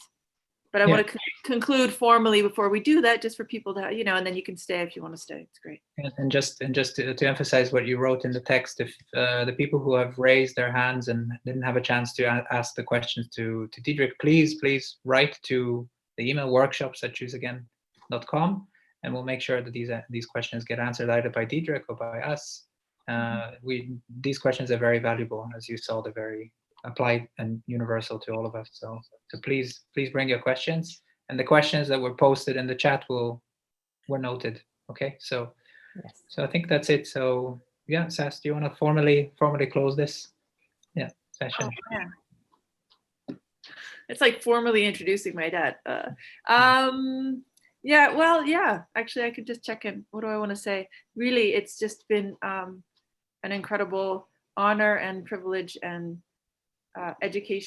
really educational experience, having everyone show up and bringing your questions. And really what I experience and what I love about this work is it may feel like a very private question, right? But actually I'm not so different from everybody else.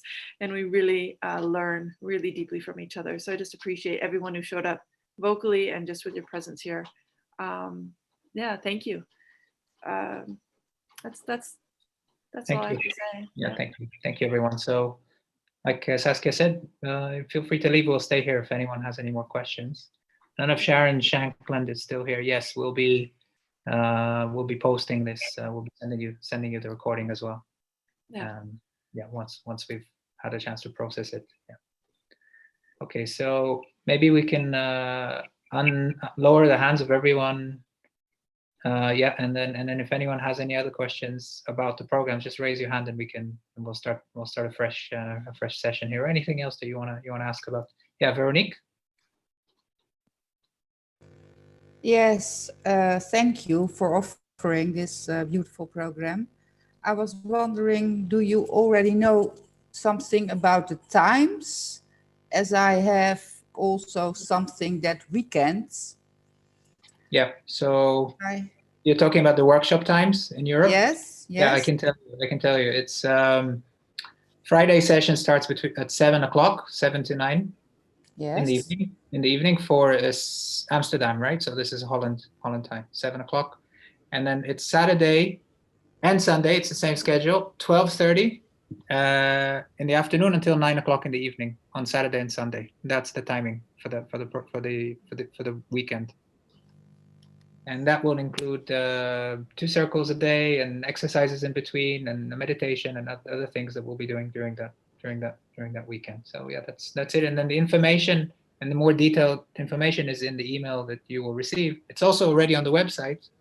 The program is called In This Together, but the email that you will receive also has the schedule and all the details. Yeah. Okay, thank you. Yep. Any other questions?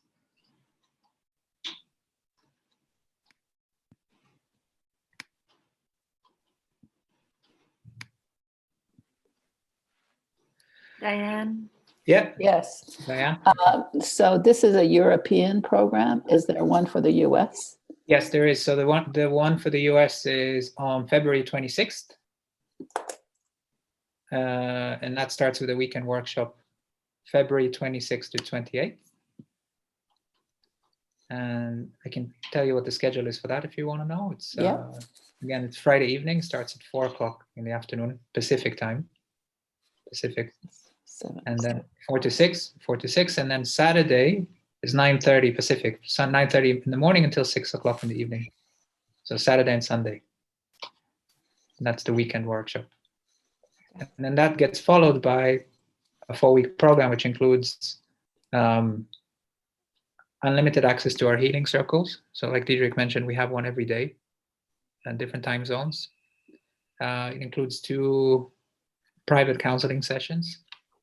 So you can join and meet with us in a private 45-minute counseling session. It also includes weekly meetings of the group. So the group that will be doing the weekend workshop together will be meeting. And then if you do it with a partner, with a friend, or with your family, then it's an opportunity to really show up together and work together as a group. So it's 4 of those weekly, once a week meetings. That's basically the program. That's if you decide to do beyond the workshop, that's also available. You can just do the workshop, the weekend workshop if you want, but if you want to do the whole 4 week, that's available. That's a very, very, very, it's literally a life-changing program that's available if you're interested. And again, do it with your people who are at home right now, people that you want to do this work with, and it will be just even more powerful. So thank you. Yeah. Okay, Suzanne? Hey, you guys, this has been Hi. awesome.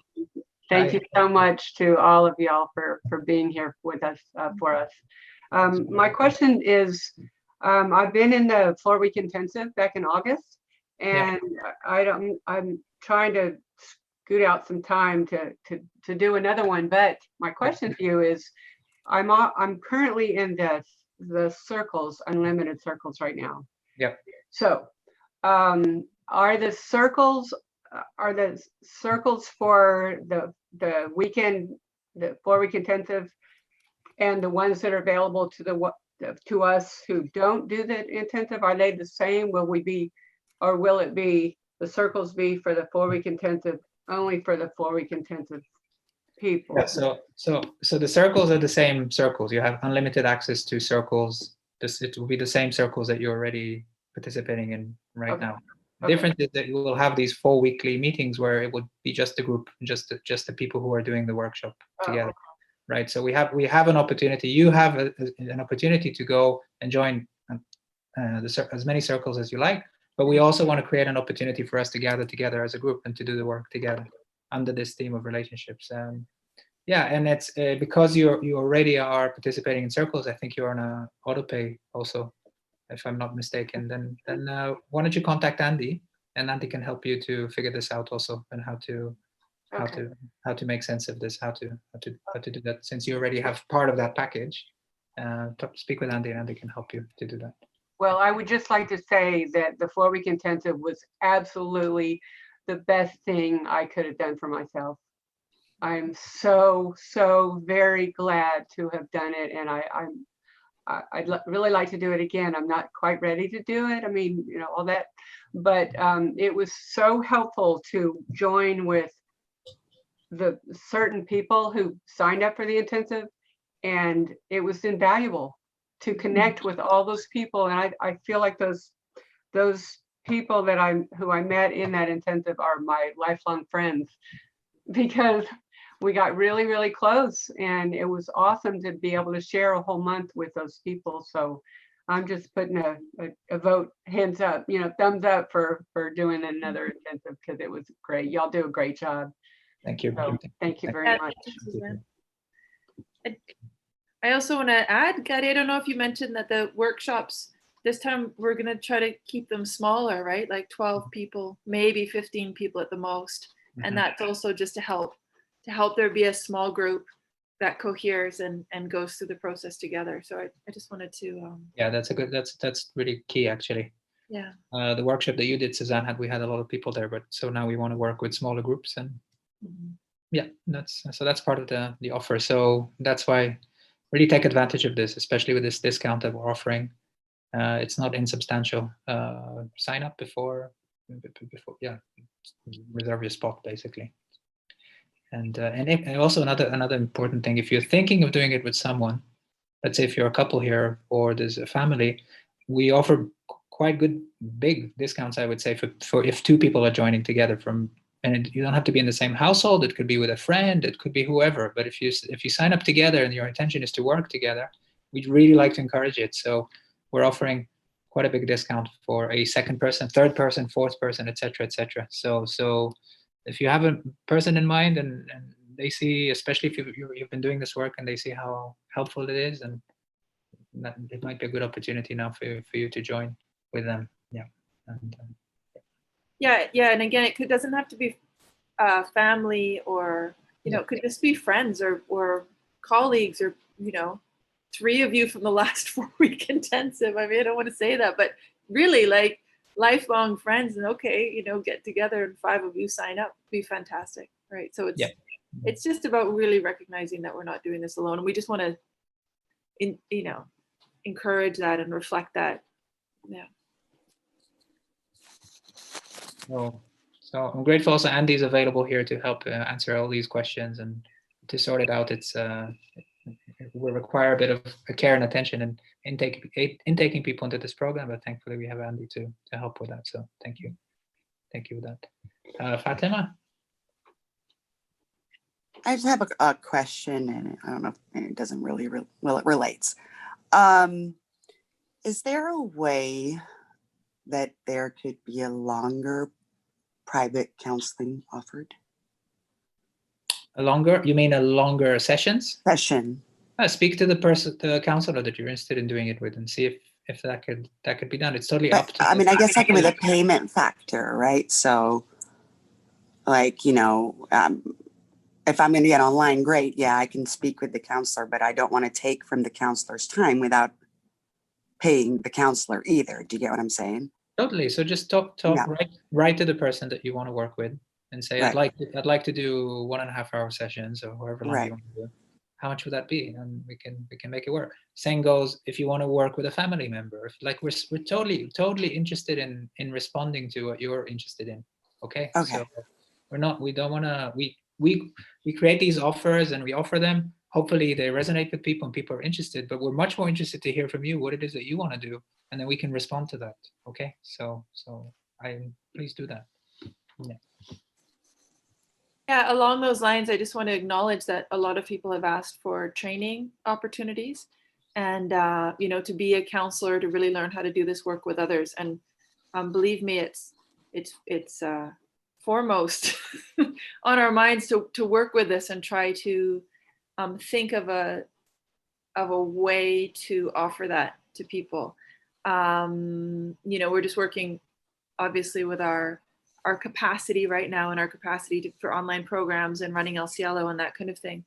In the meantime, I appreciate something that I know Gadi has mentioned to some of you before, but I really think it's true, is the way that any of us have trained in doing this work is by showing up to circles and really being willing. For me, I'll just say really being willing to do my own work. And it's one thing to offer this work to people in theory. It's another to sit and cry again and again and again, and go through it and get these insights and to share from that place of clarity. That's really the best way to teach. So of course you can also come to circles. We've got so many different counselors, and then you can see, oh, look how Dawn, this is a 6-step process, but what Dawn just did is a maverick, rogue, no idea how she got through step 1 to 6, but she did it, and now someone's clear. So you can think of it analytically as well. Look how Freddie, walks someone through a process. And then if you do your own process on your own, check out how you do it on your own. So just to say that, as well as Dawn's ACIM course, which is coming up for another round, and hopefully we'll be offering some meditation courses and other things as well. So I just want to acknowledge, thank you, and I hear you. And it doesn't mean that you press pause on your work until we have a training program. Train thyself, and it comes through. Yeah, just every time I hear Diederik speak, it's the same. So this experience today, just I learn and I deepen. So just by showing up and listening that's the best kind of training. So yeah, I'm still learning also. We're all training basically. Yeah. So yeah, thank you. Lutz, did you have a question? Yeah, I think you answered. My question was, is this weekend, is that added value for me? I do my processes with Veronique. We work together. We do the INCA, and we are totally focused. And now I want to know, is it the content of that weekend that is necessary for me? I do the circles every day or 2 a day. Can you oversee that? Yeah, so it's up to you, huh, Lutz? It's totally up to you. Like you get what you give when you come to anything, to a circle, to any session. There will be more emphasis on relationships in this. There will be more opportunities maybe to work with one another. We'll do dyads and things like that. But it's really up to you. If you are coming with extra intensity to this workshop, you'll get more out of it. You'll get the added value. It's totally up to you, right? Again, consider bringing someone with you, right? And then that would become, it's an opportunity for you, maybe you and a friend, or you and a partner, or anyone like that, to use this workshop to go through an intensive weekend together, where we're just providing the framework for that to happen. But even if it's just you joining, which is fine, totally fine. If you want more intensity, bring it. Show up. Right? But show up. Like maybe you come to circle, and even in that we can get into a habit. But what's it like to really show up? Maybe push the boundary a bit. So yeah, it's totally up to you. I think that's the point. Yeah. Thank you. Veronique? Yeah, I was wondering, is it possible to do only the weekends? Yes. Or is it because I don't see that on the website. Yeah, you have to scroll down. Yeah, just scroll down. It's at the bottom, but so scroll down. Are you on the? Yeah. Where are you now? Yeah, I see it now. Yes. Very good. It was kind of hidden, but it's there. The option is there. Obviously, we would love people to do the full week, but if you can't, and it's too much of a commitment right now, yeah, that's open for you for sure. Yeah. Okay. Thank you. Welcome. Yeah, and I just want to add, Veronique, that the discount that we're offering for people taking this webinar isn't visible there on the main website page. So that you'll have a link in an email. You'll receive an email with a link, and that goes to a special pricing page. So just so you know. Yeah. So with that, we're going to send this email, Andy. I don't know if that's sent already, but you'll get it very shortly. It's really just for the group here, and if you please don't share it, okay? No. Thank you. That's and if we get like 5 people together from the less intensive, talk to Andy. Talk to Andy. Yeah, there's discounts. So yeah, we'd love to see that. That's really what this is. We'd love individuals, but if we can get more groups working together, that's exciting. exciting. Okay. So just talk to Andy. He can help you with that. So please send me a mail if you're interested.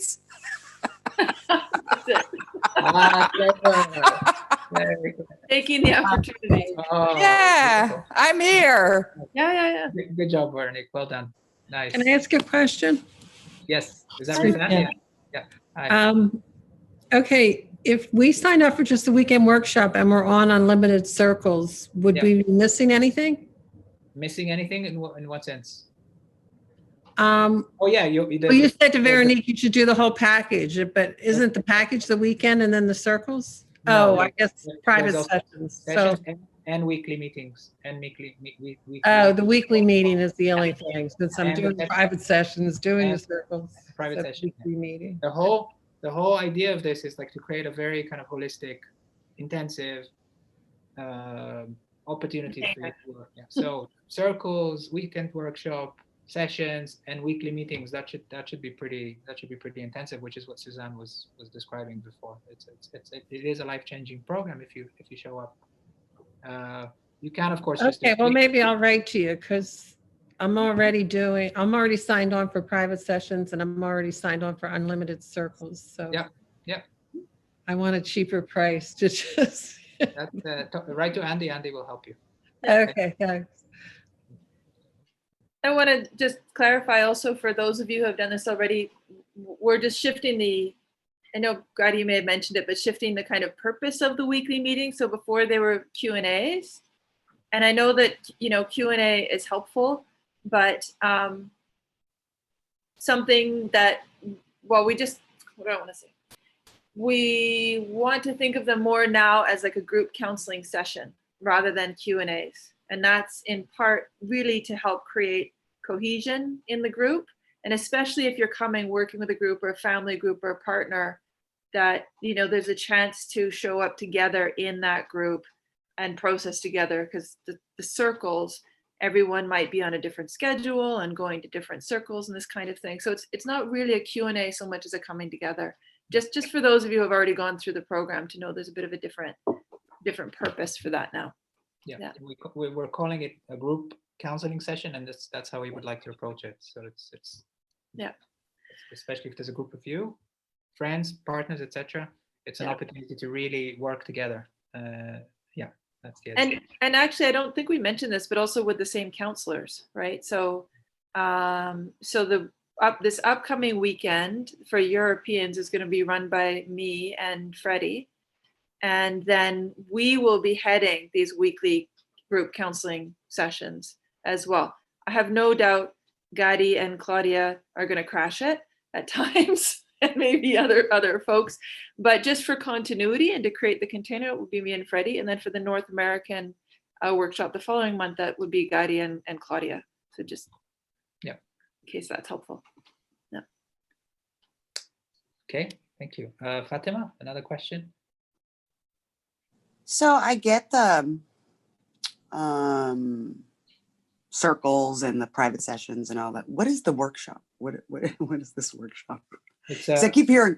So what is it?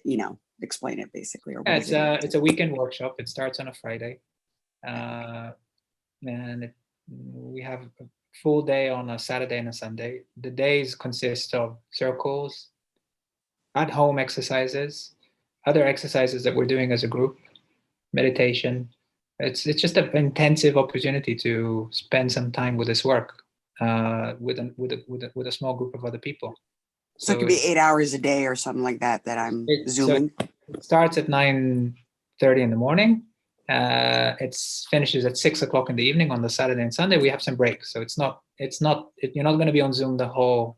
You're not going to be on Zoom the whole day. You know what I'm thinking about right now, right? Yeah, baby, right? It's like I always want to do this. I always want to do this, and I always want to find the time to do this. And then all of a sudden, even the funds come around, and I can actually do this. And then there is. Fatima, have a look at the schedule. It's on the website, and see if you can make it work, including the breaks. I think it's pretty much detailed there. Yeah. So have a look. See if that works for you. Okay, if you can make it work, and if you miss one of the sessions, it really is. The idea is we're just creating an intensive container. Yeah. you can, it's like almost you can make a decision during that weekend to constantly process, to constantly look, to be extra attentive, to be extra committed to this work for a weekend. That's what it's for, right? Whether you join, that's what I said to Lut, whether you join the circles, whatever we're talking about the circles, ultimately it's about your commitment. It's just an opportunity to commit. So with a baby, without a baby, it shouldn't matter. That's the Well, whole I point. understand you now, yeah, because I'm making the baby way bigger than what it is. Exactly, I got you. exactly. Yeah. Thank you, Gotti, as usual.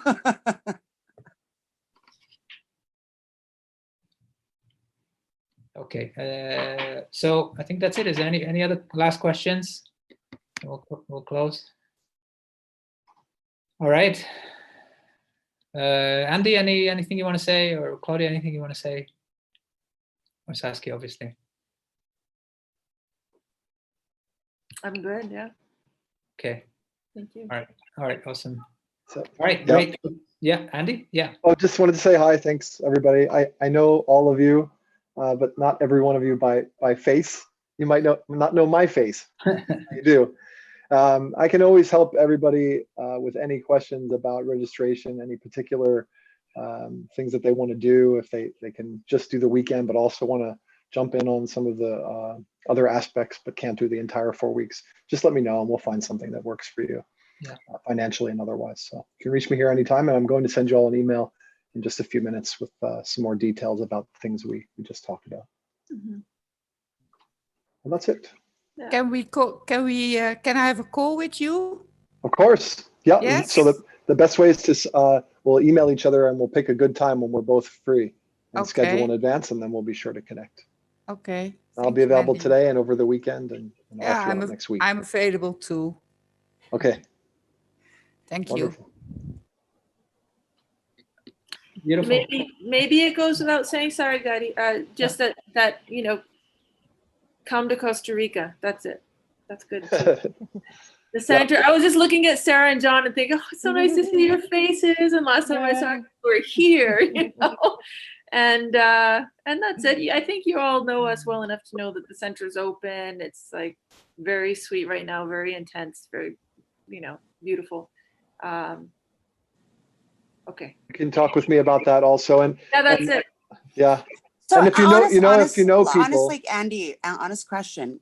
What if I want to attend the El Cielo but not be in El Cielo? Do you get what I'm saying? In El Cielo? Like attend the work, do the work within El Cielo. But I'm really afraid of bugs. That's a different process for another day. But I literally, like, I know it sounds funny, but that's one of the biggest things that is actually stopping me from coming there. So is there a way that we can do the work of the Costa Rica El Cielo? There's a very practical way we can do it. And I think you just said it, which is start the work now. Do your process on the bugs. Work from home. And then when we're ready to talk about Costa Rica, we'll find a way to make it happen. Thanks, Andy. Andy, that was a brilliant answer. Right. I wanted to propose an answer in form. So first I wanted to say, good luck coming down to Costa Rica and not encountering bugs. It doesn't matter where you're at. Secondly is, we can sew a little net for you, you know, like a bubble. But Andy's answer was so much more. Your answer was my neighborhood's answer, by the way. Well, also we have a client here right now, and she was just saying that she's really freaked out of bugs. And I said, just become an entomologist, like study them, become interested. Because then, when you're here and you see a stick bug and a scarab beetle and a dung beetle and a moth and a whatever, you can't. Your curiosity will get. This is my faith in, you know, scientific inquiry and human nature. But your curiosity will get the better of you, and then you'll start noticing variations on a theme, and then it's beautiful. It's not just a bug. You can process the bug thing, yeah, and then fall in love with them. That's the thing. And this is the place to fall in love with bugs. Mm-hmm. It's amazing. I guarantee it's amazing. They're like gold beetles. Okay, that's it. That's okay, Saskia. I will be there just for you. Okay. Yes. We'll go on a bug walk. Okay. Oh, well. Yeah. I love it. Oh. Okay, are we complete? I think we're complete. Okay. All right. Okay. Thank you, everyone. Thank you. Thank you. See you soon. Thank you. Nice to see you all. Thank you, That was everyone. fun. Mhm. Yeah.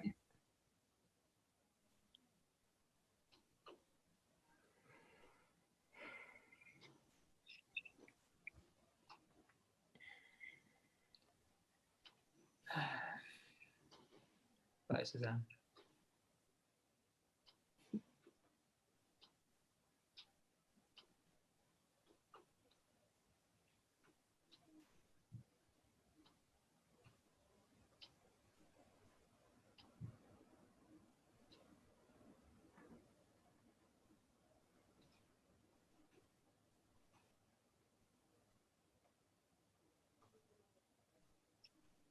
Okay.